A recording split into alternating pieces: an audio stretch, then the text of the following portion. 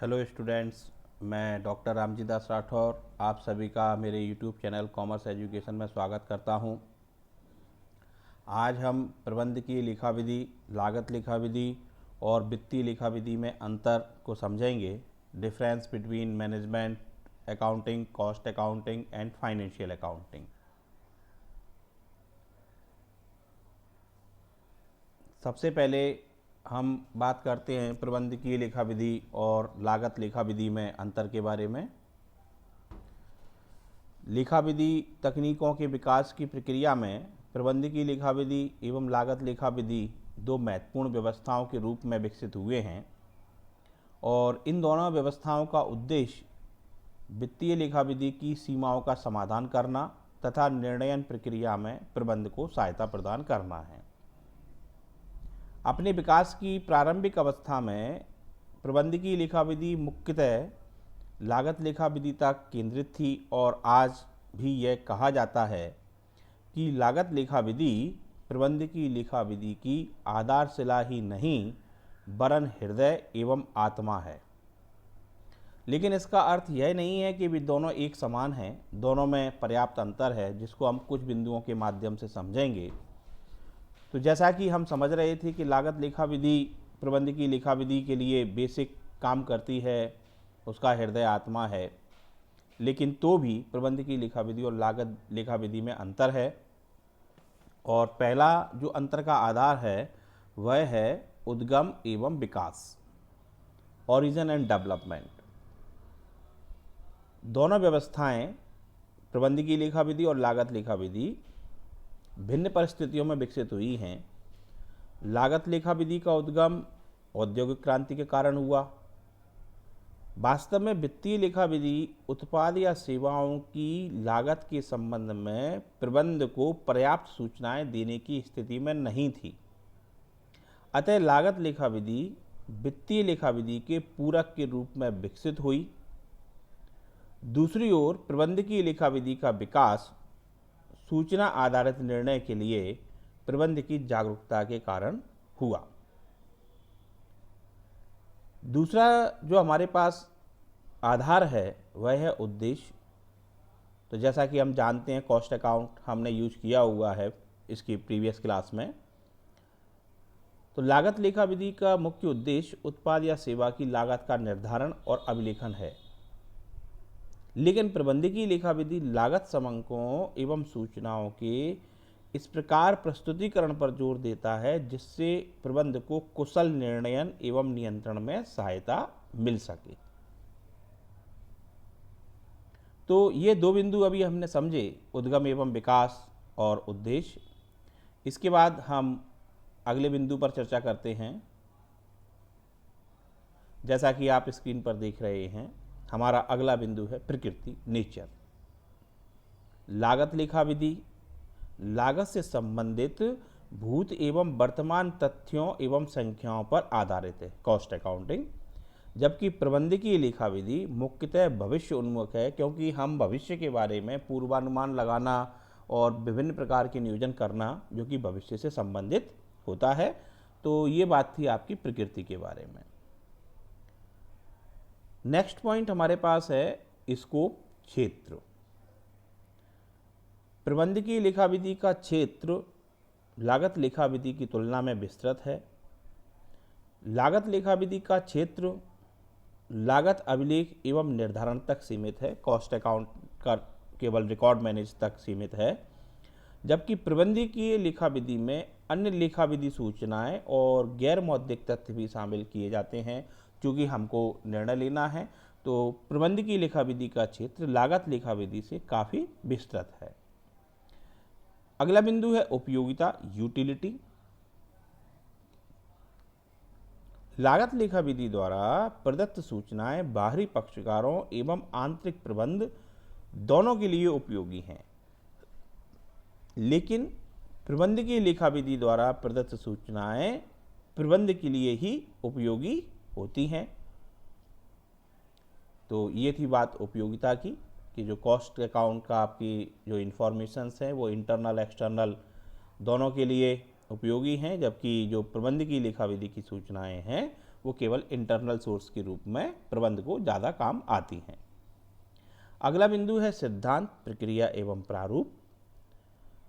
लागत लेखा विधि कुछ निर्धारित एवं निश्चित सिद्धांतों, प्रक्रियाओं एवं प्रारूपों का पालन करती है, जबकि प्रबंधकीय लेखा विधि में रिपोर्टिंग के लिए कोई निश्चित प्रारूप एवं सिद्धांत नहीं अपनाए जाते।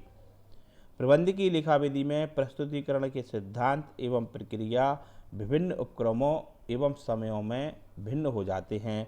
तो यहाँ हमने समझा कि जो कॉस्ट अकाउंट हम यूज़ करते हैं तो उसमें निश्चित सिद्धांत, प्रक्रिया और प्रारूप पालन करते हैं, जबकि प्रबंधकीय लेखा विधि में ऐसा कोई प्रारूप हमारे सामने नहीं है। और अंतिम जो आधार है हमारे पास वह है समंकों का प्रयोग, डाटा यूज्ड। लागत लेखा विधि में केवल उन्हीं व्यवहारों का विवरण रहता है जिन्हें अंकों में व्यक्त किया जा सकता है, अर्थात इसमें केवल परिमाणात्मक क्वांटिटेटिव इंफॉर्मेशंस का ही विवरण रहता है, संख्यात्मक सूचनाओं का। जबकि प्रबंधकीय लेखा विधि में परिमाणात्मक एवं गुणात्मक, क्वांटिटेटिव और क्वालिटेटिव दोनों प्रकार की सूचनाओं का आप प्रयोग करते हैं। तो इस तरीके से अभी हमने प्रबंधकीय लेखा विधि और लागत लेखा विधि में अंतर को समझा, और ये सभी जो पॉइंट्स हमने समझे उनसे स्पष्ट है कि प्रबंधकीय लेखा विधि एक विस्तृत विषय है जो केवल वित्तीय लेखा विधि एवं लागत लेखा विधि को ही मिश्रित नहीं करता, इसमें फाइनेंशियल और कॉस्ट अकाउंट ही मिक्स नहीं है, वरन बट आल्सो लेखा विधि की अन्य विशिष्ट शाखाओं को भी प्रबंधकीय लेखा विधि में शामिल किया जाता है। या ये भी उल्लेखनीय है कि प्रबंधकीय लेखा विधि एक स्टाफ कार्य है और अन्य लेखा विधि कार्यों का स्थानापन्न नहीं है। इसके साथ ही प्रबंधकीय लेखा विधि और लागत लेखा विधि एक दूसरे के पूरक भी हैं, एक दूसरे को मदद भी करते हैं। तो इस तरीके से अभी हमने इस बिंदु को समझा। इसके बाद हम अगले अंतर की ओर चलते हैं। जो अगला अंतर हमारे पास है वह है वित्तीय लेखा विधि एवं प्रबंधकीय लेखा विधि में अंतर। तो वित्तीय लेखा विधि व्यवसाय के दिन प्रतिदिन व्यवहारों के लिखने से संबंधित है और इन व्यवहारों को उनकी प्रकृति के अनुसार वर्गीकृत किया जाता है, क्लासिफाई किया जाता है। लेजर अकाउंट्स हम तैयार करते हैं और उसके बाद निश्चित अवधि पर ट्रायल बैलेंस बनता है, फिर लाभानी खाता चिट्ठा हम बनाते हैं। तो ये बात तो थी वित्तीय लेखा विधि के बारे में।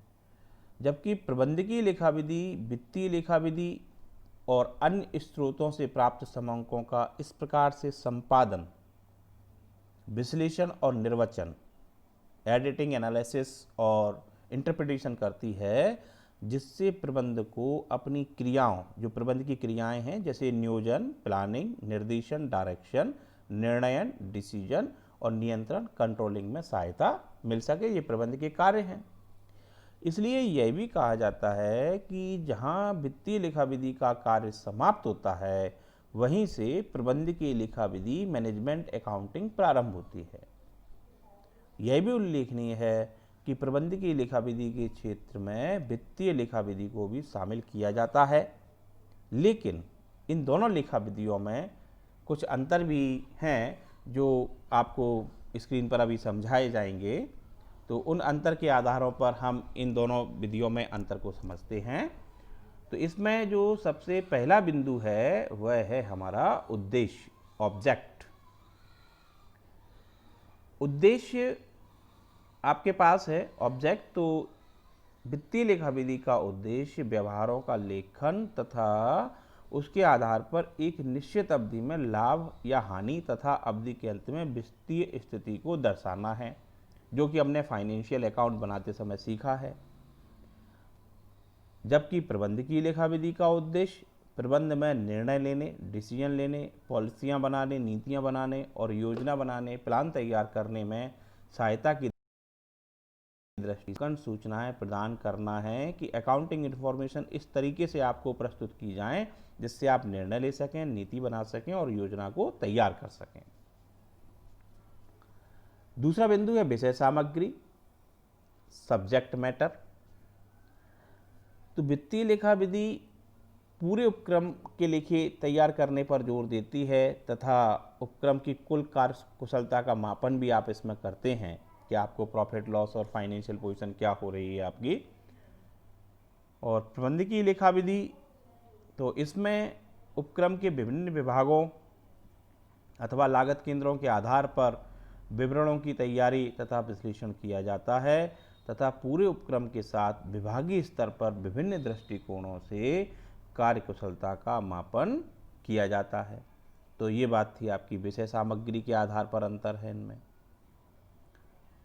जो अगला बिंदु है वह है हमारा नेचर, प्रकृति के आधार पर भी इनमें अंतर पाया जाता है। तो वित्तीय लेखा विधि का मुख्य संबंध ऐतिहासिक समंकों से है। इसमें उन्हीं व्यवहारों का लेखा होता है जो वास्तव में हो गए हैं और उनकी वास्तविक राशियों का प्रयोग किया जाता है, जो एक्चुअल अमाउंट्स आपने डील की है उसका। जबकि प्रबंधकीय लेखा विधि मुख्यतः भविष्य के समंकों के प्रक्षेपण प्रोजेक्शन से संबंधित है। इसमें भूतकालीन समंकों और तथ्यों का प्रयोग उसी सीमा तक किया जाता है जहां तक वे व्यवसाय की भावी स्थिति को प्रभावित करती हैं। तो आप डाटा अपने हिसाब से उसमें यूज करते हैं। अगला बिंदु है हमारे पास अनिवार्यता, कंपल्सन। तो सामान्यतः यह लेखा विधि अनिवार्य सी है और जिन उपक्रमों में अनिवार्य नहीं होती वहां आवश्यक अवश्य बन जाती है। कंपनी संगठन में इस लेखा विधि की प्रक्रिया एवं प्रारूप भी निर्धारित है। कंपनी का अपना अलग फॉर्मेट है जो कि आप पिछली क्लास में पढ़ के आए हैं, उसमें आप अकाउंट्स अपने अलग प्रोफार्मा में तैयार करते हैं। जबकि प्रबंधकीय लेखा विधि का प्रयोग ऐच्छिक है, आप प्रयोग करना चाहें तो करें, नहीं करना चाहें तो ना करें। और सामान्यतः इसकी प्रक्रिया भी वैधानिक रूप से निर्धारित नहीं होती, तो आप अपने हिसाब से रिपोर्टिंग तैयार करते हैं। जबकि वित्तीय लेखा विधि में आपको फ्रीडम इस तरह की प्राप्त नहीं होती है। अगला बिंदु है शुद्धता, प्रिसेशन। तो वित्तीय लेखा विधि में सूचना की पूर्ण शुद्धता अनिवार्य होती है। यदि आपकी जानकारी गलत होगी तो वित्तीय परिणाम भी आपके पास गलत आएंगे। तो इसमें सूचना आप पूर्ण रूप से शुद्ध प्राप्त करना चाहते हैं। जबकि प्रबंधकीय लेखा विधि में जो सूचनाएं हैं उनमें निकटतम या पूर्णांक राशियों को अधिक उपयोगी माना जाता है। हम अनुमानित आधार पर इसमें वो काम करते हैं। एंड लास्ट वन है सूचना रिपोर्टिंग। तो सूचना की दृष्टि से इसका कार्य, वित्तीय लेखा विधि का कार्य बाहरी पक्षकार जो हमारे पास हैं, एक्सटर्नल पार्टीज, अंशधारी, शेयर होल्डर, विनियोक्ता, इन्वेस्टर, लेनदार, क्रेडिटर, बैंकर, सरकार इत्यादि को व्यवसाय की लाभ हानि, प्रॉफिट एंड लॉस और आर्थिक स्थिति की जानकारी देना होता है। और इस दृष्टि से यह एक निश्चित समय अवधि सामान्यतः वार्षिक के पश्चात तैयार किए जाते हैं। वित्तीय लेखांकन हम साल के अंत में तैयार करते हैं। और प्रबंधकीय लेखा विधि तो इसका कार्य प्रबंधकों को उनकी आवश्यकता के अनुसार सूचनाएं उपलब्ध कराना है और इसमें तैयार किए गए अधिकांश लेखे एवं विवरण आंतरिक सूचना के लिए होते हैं, इंटरनल इंफॉर्मेशन बेस्ड होते हैं। तो इस तरीके से अभी हमने 6 बिंदुओं पर चर्चा की: उद्देश्य, विषय सामग्री, प्रकृति, अनिवार्यता, शुद्धता और सूचना। इन बिंदुओं को समझने के बाद हम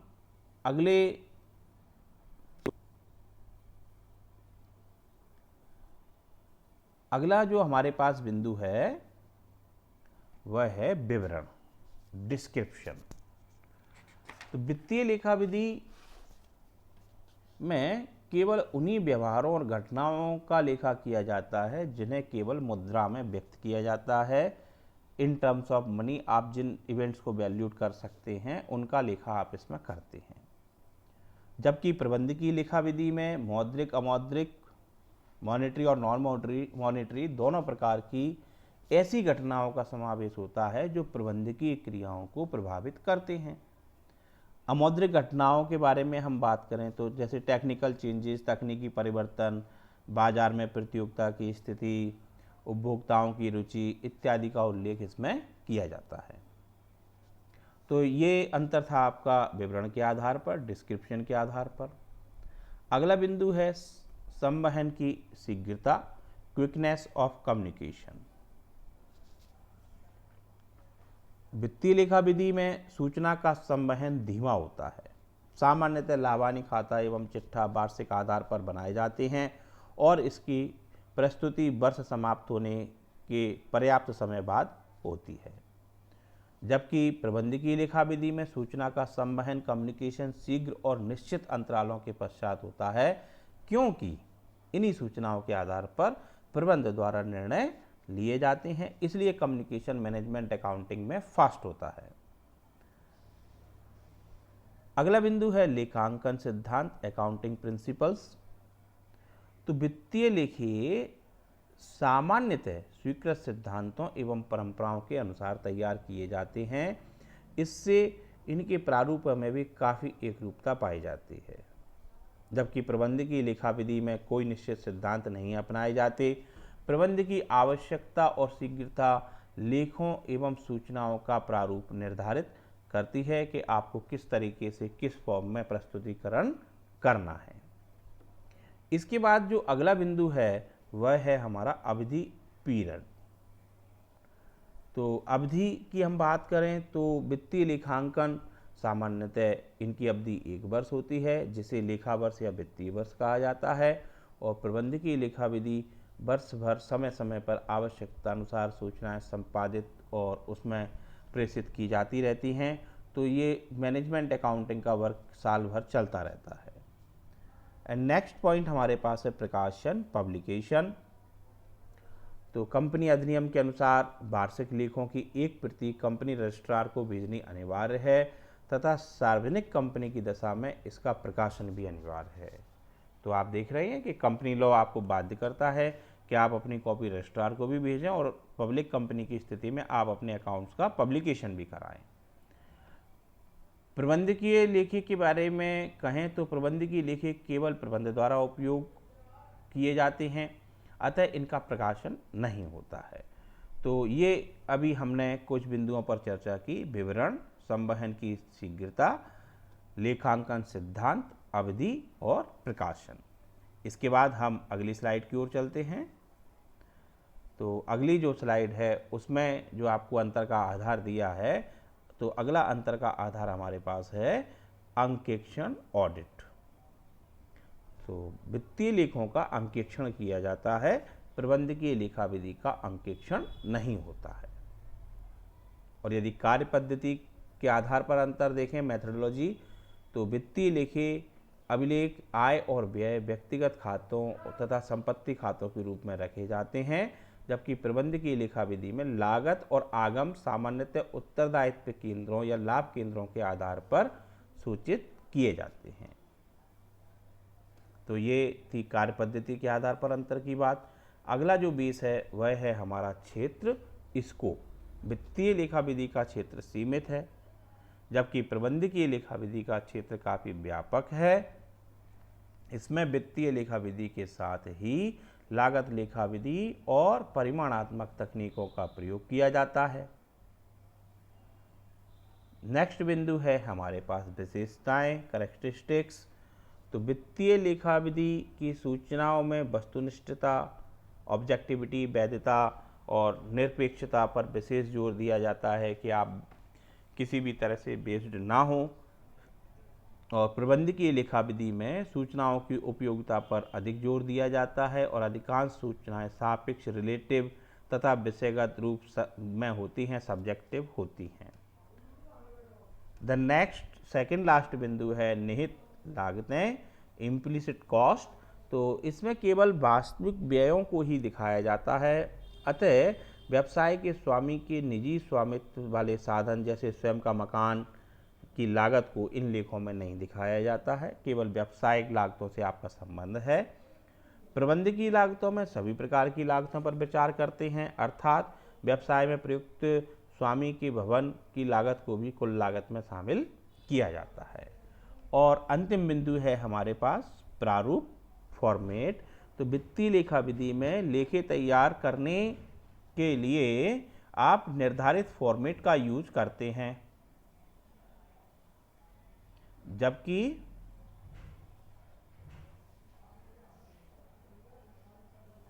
वित्तीय लेखा विधि में लेखे तैयार करने का एक सामान्य प्रारूप होता है। चिट्ठी इत्यादि का प्रारूप तो सरकारी अधिनियम के अंतर्गत निर्धारित होता है, जबकि प्रबंधकीय लेखा विधि में सूचना प्रस्तुतिकरण का कोई सामान्य प्रारूप नहीं होता, वरन उनका संकलन एवं प्रस्तुतिकरण प्रबंध की आवश्यकताओं को ध्यान में रखकर किया जाता है। तो इस तरीके से आज की वीडियो में हमने वित्तीय लेखा विधि, प्रबंधकीय लेखा विधि और लागत लेखा विधि में अंतर को समझा। आपने इस सारे वीडियो को ध्यान से सुना, समझा। इस सब के लिए आप सभी का बहुत बहुत धन्यवाद। Thank you and have a nice day.